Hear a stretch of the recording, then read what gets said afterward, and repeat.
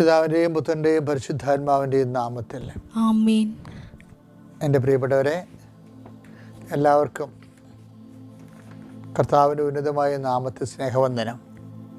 നമുക്ക് പ്രത്യക്ഷ പ്രാർത്ഥനയിലേക്ക് പോകാം.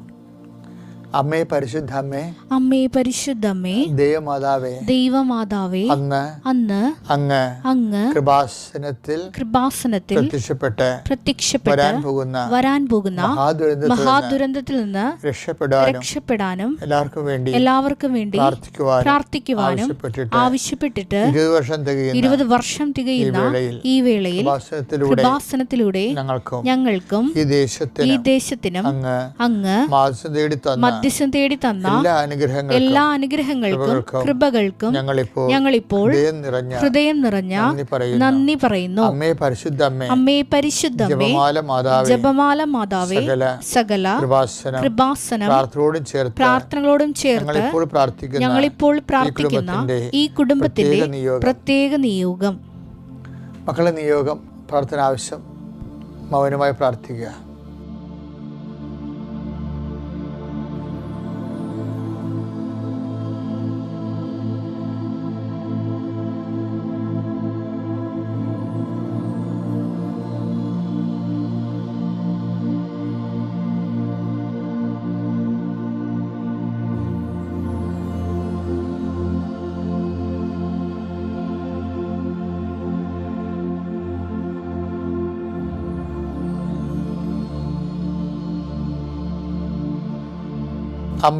അമ്മയുടെ പ്രത്യക്ഷീകരണത്തിന്റെ ഈ അനുഗ്രഹവേളയിൽ ഞങ്ങൾക്ക് സാധിച്ചു തരുവാൻ കനിയണമേ.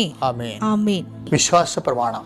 സർവശക്തനായ പിതാവും ആകാശത്തിന്റെയും ഭൂമിയുടെയും സൃഷ്ടാവുമായ ദൈവത്തിൽ ഞാൻ വിശ്വസിക്കുന്നു. അവിടുത്തെ ഏകപുത്രനും ഞങ്ങളുടെ കർത്താവുമായ ഈശോമിശിഹായിലും ഞാൻ വിശ്വസിക്കുന്നു. ഈ പുത്രൻ പരിശുദ്ധാത്മാവിനാൽ ഗർഭസ്ഥനായി കന്യകാമറിയത്തിൽ നിന്ന് പിറന്ന് പൊന്തിയോസ് പീലാത്തോസിന്റെ കാലത്ത് പീഡകൾ സഹിച്ച് കുരിശിൽ തറയ്ക്കപ്പെട്ട് മരിച്ച് അടക്കപ്പെട്ട് പാതാളങ്ങളിൽ ഇറങ്ങി മരിച്ചവരുടെ ഇടയിൽ നിന്ന് 3-ാം നാൾ ഉയർത്ത് സ്വർഗത്തിലേക്ക് എഴുന്നള്ളി സർവശക്തിയുള്ള പിതാവായ ദൈവത്തിന്റെ വലതുഭാഗത്തിരിക്കുന്നു. അവിടെ നിന്ന് ജീവിക്കുന്നവരെയും മരിച്ചവരെയും വിധിക്കുവാൻ വരുമെന്നും ഞാൻ വിശ്വസിക്കുന്നു. പരിശുദ്ധാത്മാവിലും ഞാൻ വിശ്വസിക്കുന്നു. വിശുദ്ധ കത്തോലിക്കാ സഭയിലും പുണ്യവാന്മാരുടെ ഐക്യത്തിലും പാപങ്ങളുടെ മോചനത്തിലും ശരീരത്തിന്റെ ഉയർപ്പിലും നിത്യമായ ജീവിതത്തിലും ഞാൻ വിശ്വസിക്കുന്നു. ആമേൻ. സ്വർഗ്ഗസ്ഥനായ ഞങ്ങളുടെ പിതാവേ, അങ്ങയുടെ നാമം പൂജിതമാകണമേ. അങ്ങയുടെ രാജ്യം വരണമേ. അങ്ങയുടെ തിരുമനസ് സ്വർഗത്തിലെ പോലെ ഭൂമിയിലും ആകണമേ. അന്നു വേണ്ടുന്ന ആഹാരം ഇന്ന് ഞങ്ങൾക്ക് തരണമേ. ഞങ്ങളോട് തെറ്റ് ചെയ്യുന്നവരോട് ഞങ്ങൾ ക്ഷമിക്കുന്നത് പോലെ ഞങ്ങളുടെ തെറ്റുകൾ ഞങ്ങളോടും ക്ഷമിക്കണമേ. ഞങ്ങളെ പ്രലോഭനത്തിൽ ഉൾപ്പെടുത്തരുതേ, തിന്മയിൽ ഞങ്ങൾ രക്ഷിക്കണമേ. ആമേൻ. നന്മ നിറഞ്ഞ മറിയമേ, സ്വസ്തി. കർത്താവ് അങ്ങയുടെ കൂടെ സ്ത്രീകളിൽ അങ്ങ് അനുഗ്രഹിക്കപ്പെട്ടവളാകുന്നു. അങ്ങയുടെ ഉദരത്തിൻ ഫലമായി ഈശോ അനുഗ്രഹിക്കപ്പെട്ടവനാകുന്നു. പരിശുദ്ധ മറിയമേ, തമ്പുരാന്റെ അമ്മേ, പാപികളായ ഞങ്ങൾക്ക് വേണ്ടി ഇപ്പോഴും ഞങ്ങളുടെ മരണസമയത്തും തമ്പുരാനോട് അപേക്ഷിക്കണമേ. ആമേൻ. നമുക്ക് അനുദിന അനുഗ്രഹ പ്രാർത്ഥനയോ കഴിഞ്ഞ് പ്രത്യക്ഷ പ്രാർത്ഥന കഴിഞ്ഞ് അനുദിന അനുഗ്രഹ പ്രാർത്ഥനയിലേക്ക് പോകാം. നിങ്ങൾ മനസ്സിൽ വിശ്വാസ പ്രമാണം ചെല്ലുകയോ സ്തുതിക്കുകയോ ചെയ്തുകൊണ്ട് ഭക്തിയോടെയാണ് പ്രാർത്ഥന പങ്കെടുക്കേണ്ടത്. കാരണം നിങ്ങളുടെ ഇന്നത്തെ ജീവിതമാണ് ഇന്നത്തെ പ്രാർത്ഥന. ഇന്ന് നിങ്ങൾ പോകുന്നിടത്തേക്ക് ഈ പ്രാർത്ഥന കടന്നു വരും. നിങ്ങൾ സന്ധിക്കുന്ന വ്യക്തികളിലെ ഈ പ്രാർത്ഥന കടന്നു വരും. നിങ്ങൾ ചെയ്യേണ്ട കാര്യങ്ങളിലേക്ക് ഈ പ്രാർത്ഥന കടന്നു വരും. അഥവാ പ്രാർത്ഥനയുടെ ചൈതന്യത്തിൽ കർത്താവിൻ്റെ ചൈതന്യം നിങ്ങളെ ആവശ്യിക്കാം. കർത്താവ് നിൻ്റെ ഉന്നതമായ നാമത്തിന് സ്വസ്ഥം ചെയ്യുന്നു. കർത്താവ് നിൻ്റെ വിശുദ്ധ പൗരോഹിത്യത്തെ നീ മഹത്വപ്പെടുത്തണമേ. കർത്താവ് സഭയിലുള്ള സാന്നിധ്യം നീ പ്രകടമാക്കണമേ. അമ്മേ പരിശുദ്ധ അമ്മേ, ദേവമാതാവേ, ഇന്ന് ഡിസംബർ 26-ാം തീയതി ഇന്ന് ഞങ്ങൾ അങ്ങയുടെ മക്കള് ഇന്ന് പ്രഭാതത്തിൽ അങ്ങയെ ആശ്രയിച്ചുകൊണ്ടാണ് ഇന്നത്തെ ജീവിതം ആരംഭിക്കേണ്ടത്. ക്രിസ്മസ് കഴിഞ്ഞിട്ട് ചെയ്യാനിരിക്കുന്ന ഒത്തിരി ഉത്തരവാദിത്തങ്ങളുണ്ട്. ഒത്തിരി പേരോട് ഒത്തിരി കാര്യങ്ങളെക്കുറിച്ച് സന്ധി ചെയ്തിട്ടുണ്ട്, ആലോചന ചെയ്തിട്ടുണ്ട്, പ്ലാനും പദ്ധതിയും വെച്ചിട്ടുണ്ട്. അതെല്ലാം സമർപ്പിച്ച് പ്രാർത്ഥിക്കുന്നു. അതിനുവേണ്ടി എല്ലാം അങ്ങയുടെ മക്കൾ ഫോണിലൂടെയും കമ്മ്യൂണിക്കേഷനിലൂടെയും സഞ്ചരിച്ചെത്തിയും അങ്ങയുടെ മക്കൾ ആ ഉദ്യമങ്ങൾ തുടരാൻ പോകുന്ന വലിയ മഹാദിനമാണ് ഈ ദിവസം. കർത്താവ് ക്രിസ്മസ് കഴിഞ്ഞ് ലീവുകളെല്ലാം കഴിഞ്ഞ് വീടുകളിലേക്ക് തൻ്റെ ജോലി സ്ഥലങ്ങളിലേക്ക് പോകുന്ന മക്കളുണ്ട്. വിദേശ രാജ്യങ്ങളിലേക്ക് തിരിച്ചു പോകുന്നവരുണ്ട്, പോകാൻ ഒരുങ്ങുന്നവരുണ്ട്. അവർക്ക് വേണ്ടിയുള്ള ചുറ്റുവട്ടങ്ങളും സ്വരൂപിക്കുന്ന കുടുംബങ്ങളുണ്ട്. കർത്താവ് ജോലി ഉണ്ടായ പൈസ മുഴുവൻ തീർന്ന് പുതിയ ഒരു കാലത്ത് പുതിയ ബാധ്യതകളുമായി കുറേ പ്രയാസപ്പെടുന്ന ആൾക്കാരുണ്ട്. കർത്താവ് അവരെല്ലാം സമർപ്പിച്ച് പ്രാർത്ഥിക്കുന്നു. ക്രിസ്മസ് കഴിയട്ടെ എന്ന് വിചാരിച്ചുകൊണ്ട് നമ്മളോട് ബാധ്യതപ്പെട്ടിരുന്നവർ നമ്മളെ സമ്മർദ്ദത്തിലാക്കുന്ന സാഹചര്യങ്ങൾ നമുക്ക് തന്നെ സമ്മർദ്ദമായി മാറുന്നുണ്ട്. അതെല്ലാം ഓർത്തുകൊണ്ട് അവരെല്ലാം സന്ധിക്കണമേ, സമാശ്വാസപ്പെടുത്തണമേ എന്ന് കൃപാസനത്താറെ ജീവനോടെ പ്രത്യക്ഷപ്പെട്ട പരിശുദ്ധ അമ്മയുടെ നാമത്തിൽ ഈ പ്രഭാതത്തിൽ തന്നെ ഞങ്ങൾ പ്രാർത്ഥിക്കുന്നു. അമ്മ, ഞങ്ങൾ പട്ടാങ്ങയായിട്ട് പ്രാർത്ഥിക്കുന്നു. ദൈവത്തിൻ്റെ കൃപ ഞങ്ങളിലേക്ക് ആവശ്യിക്കണമേ. അമ്മ, കാനായിലെ കല്യാണ കുടുംബത്തിലേക്ക് അമ്മ കടന്നു ചെന്നതുപോലെ ഈ പ്രാർത്ഥന കേൾക്കുന്ന ഓരോ കുടുംബത്തിലേക്ക് അമ്മ കടന്നു ചെല്ലണം. ഞങ്ങളുടെ ഇന്നത്തെ യാത്രകൾ, ഇന്നത്തെ ഇടപാടുകളും ഇന്നത്തെ സംസാരങ്ങൾ, ഇന്നത്തെ ചർച്ചകൾ, ഇന്നത്തെ തീരുമാനങ്ങൾ, അതുപോലെ ഇന്നത്തെ ജോലിപ്പാട്ടിലുള്ള മറ്റ് വിഷമതകൾ, ജോലി നഷ്ടപ്പെടുന്ന ഭീഷണികൾ, ചെയ്യേണ്ട ജോലിക്ക് വേണ്ട രീതിയിലുള്ള വരുമാനം കിട്ടാതെ കുടുംബത്തിൻ്റെ കാര്യം നടത്തിക്കൊണ്ടു പോകാൻ പറ്റാത്ത ഭാരങ്ങൾ എല്ലാം സംബന്ധിച്ച് പ്രാർത്ഥിക്കുന്ന കർത്താവേ, ഓരോരോ ഉത്തരവാദിത്തങ്ങൾ ഓരോരുത്തരും പറഞ്ഞിരിക്കുന്നത് സമയത്ത് ചെയ്ത് കൊടുക്കുന്നതിന് സാധിക്കാതെ നിസ്സഹായത അനുഭവിക്കുന്ന മക്കൾ ഒരു സഹായമില്ലാതെ വിഷമിക്കുന്നവരുണ്ട്. അവരെല്ലാം നീ സഹായിക്കണം. അമ്മേ, നീ നിത്യസഹായമാണെന്നാണ് ഞങ്ങളുടെ അനുഭവങ്ങൾ, ജനകോടികളുടെ അനുഭവങ്ങൾ അതാണ്. അമ്മയുടെ പ്രത്യേക മാധ്യസ്ഥത്തിൽ, പ്രത്യേക വിഷമത്തിലിരിക്കുന്നവരെ ഞങ്ങൾ സന്ധിച്ച് പ്രാർത്ഥിക്കുന്നു. ഡിസംബർ 26-ആം തീയതിയായി ഇന്ന് അമ്മയുടെ മധ്യസ്ഥതയിൽ ഇറങ്ങിപ്പുറപ്പെടുന്ന വ്യക്തികൾ ഓരോ കാര്യങ്ങൾ ഇനി വീട്ടിലിരുന്ന് കർത്താവ് ഹോം സ്റ്റേ ആയിട്ട് വർക്ക് ചെയ്യുന്നവരുണ്ട് ഈശോയെ. അവരുടെ അസൈൻമെൻറ്റുകളുണ്ട് ഈശോയെ. അതുപോലെ രാത്രിയും പകലും ഉറക്കമില്ലാതെ ചെയ്യുന്ന കമ്പ്യൂട്ടർ മുമ്പിൽ ഇരുന്നു കൊണ്ട് ബുദ്ധിയും കാഴ്ചയും മന്ദിച്ച് പോകുന്നവരുണ്ട് ഈശോയെ. അങ്ങനെയുള്ള എല്ലാവരെയും സമർപ്പിച്ച് പ്രാർത്ഥിക്കുന്നു. കർത്താവ് അവർക്കെല്ലാം അങ്ങ് പ്രത്യേക സന്ധിപ്പ് നൽകണമെന്ന് പ്രാർത്ഥിക്കുന്നു ഈശോയെ. കന്നുകാലികൾ തൊട്ട് കർത്താവ് ചെറിയ വ്യാപാര സംരംഭങ്ങൾ വരെ ചെറുകിട ജീവിത മാർഗ്ഗങ്ങൾ ജീവിക്കുന്നവരെ, അതിൻ്റെ വരുമാന മാർഗ്ഗം നഷ്ടപ്പെട്ടവരോ, വരുമാന മാർഗ്ഗം മറ്റുള്ളവരുടെ കയ്യിൽ അകപ്പെട്ടവരോ, അത് തിരിച്ചു കിട്ടാൻ വഹിക്കാതിരിക്കുന്നവരോ, പറമ്പ് സംബന്ധമായ, ജീവിത സംബന്ധമായ, ജോലി സംബന്ധമായ, ഭവന നിർമ്മാണ സംബന്ധമായ, വാഹന സംബന്ധമായ മുഴുവൻ വിഷയങ്ങളെ പരിശുദ്ധ ദേവമാതനേൽപ്പിക്കുന്നു. മക്കളെക്കുറിച്ച് അലട്ടപ്പെടുന്ന മാതാപിതാക്കന്മാരുടെ എല്ലാ മാനസികാവസ്ഥകളെയും ഈ ദിവസം പ്രഭാതത്തിൽ തന്നെ പരിശുദ്ധ അമ്മ ദേവമാതാവിൻ്റെ മാധ്യസ്ഥ യേശുവിൻ്റെ നാമത്തെ സമർപ്പിക്കുന്നു. ദൈവത്തിൻ്റെ കരുണ, രോഗികളുണ്ട് കർത്താവെ, ഭാരപ്പെടുന്നവരുണ്ട് ഈശോയെ, കുടുംബത്തിൽ സമാധാനം ഇല്ലാത്തവരുണ്ട് ഈശോയെ, ഭാര്യ ഭർത്താക്കന്മാർ തമ്മിൽ സമാധാനം ഇല്ലാത്തവരുണ്ട് ഈശോയെ.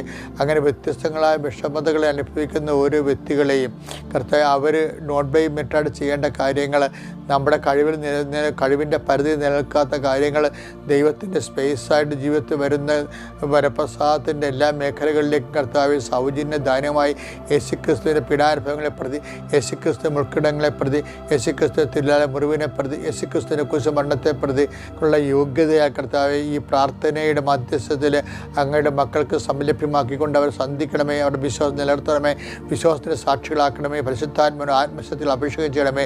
നിത്യപിതാവും പുത്രനും പരിശുദ്ധാത്മാവായ സർവ്വേശ്വരായ നീക്കുവാമീൻ. എൻ്റെ പ്രിയപ്പെട്ടവരെ, നമ്മളിന്ന് വായിക്കുന്ന സുവിശേഷമെന്ന് പറയണത്, അല്ലെങ്കിൽ ദൈവവചന ഭാഗമെന്ന് പറയണത് പുറപ്പാടിൻ്റെ പുസ്തകം 25:9. അത് സ്കെച്ച് ആൻഡ് പ്ലാനിനെ കുറിച്ച് പറയണതാണ്.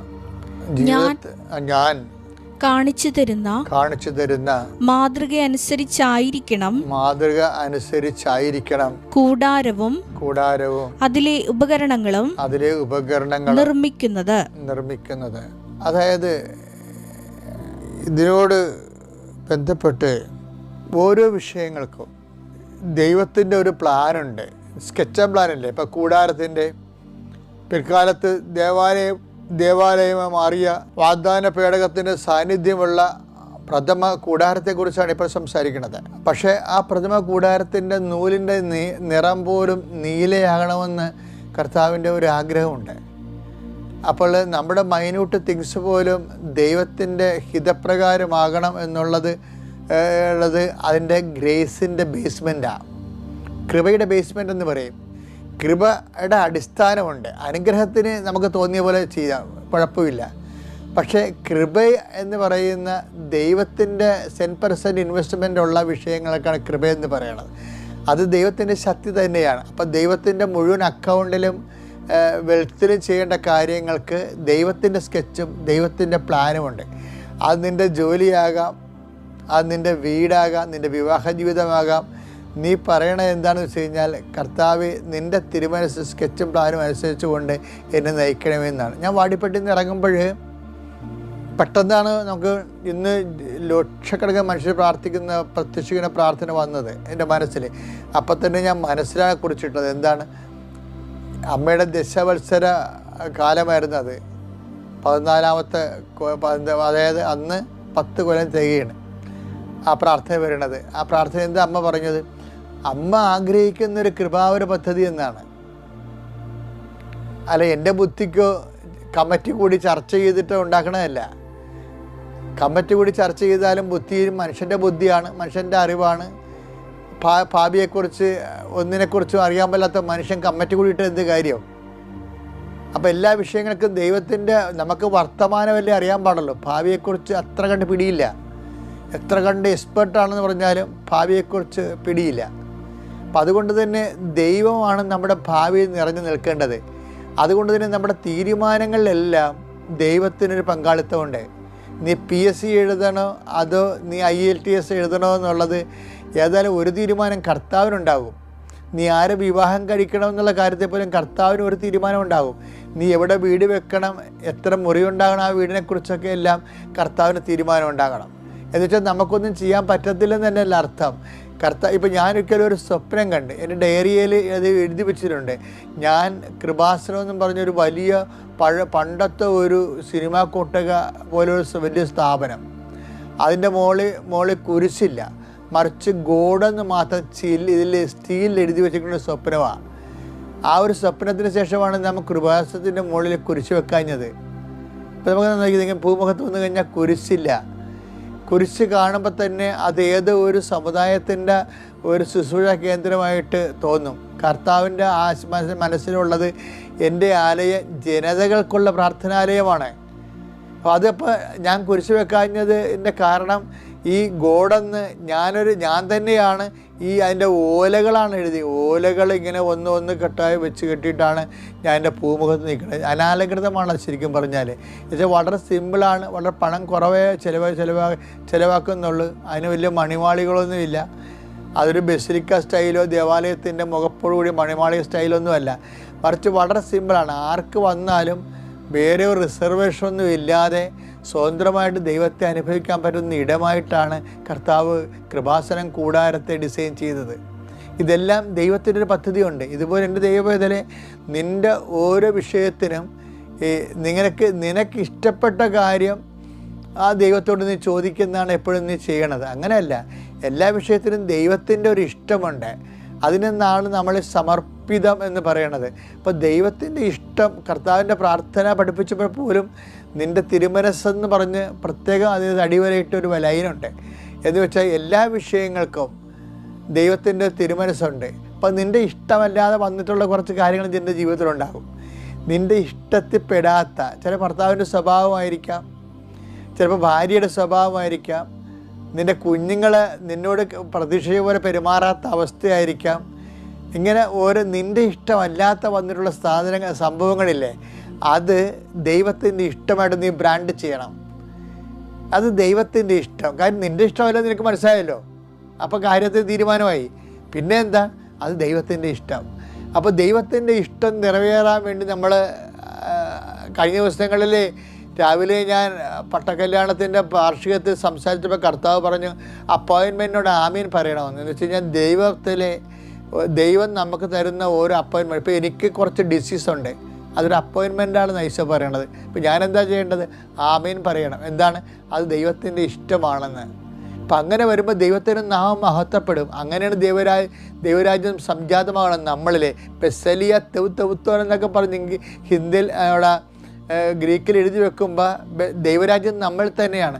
നമുക്കിഷ്ടപ്പെടാത്തത് ദൈവത്തിൻ്റെ ഇഷ്ടമായിട്ട് നടക്കുന്ന കാര്യങ്ങളോട് നമ്മൾ ആമേൻ പറയുമ്പോൾ ദൈവരാജ്യം നമ്മൾ തന്നെയാകും. അപ്പോൾ ദൈവരാജ്യം നമ്മൾ തന്നെയാക്കാനുള്ള ദൈവത്തിൻ്റെ സ്നേഹത്തിൻ്റെ സമ്മർദ്ദമായിട്ട് സകലങ്ങളെ വിഭജിക്കാൻ കഴിഞ്ഞാൽ ജീവിതം നമുക്ക് നിസ്സാരമാണ്. അങ്ങനെ വിശ്വാസിയെ സംബന്ധിച്ചിടത്തോളം വിശ്വാസിയുടെ ഏറ്റവും വലിയ അനുഗ്രഹം ജീവിതത്തെ ലൈറ്റ് വെയ്റ്റ് ആയിട്ട് സമീപിക്കുന്നതാണ്. ഇങ്ങനെ ഒരു നല്ലൊരു കാലം നിനക്ക് വരട്ടെ എന്ന് പ്രാർത്ഥിക്കുന്നു. Praise the Lord.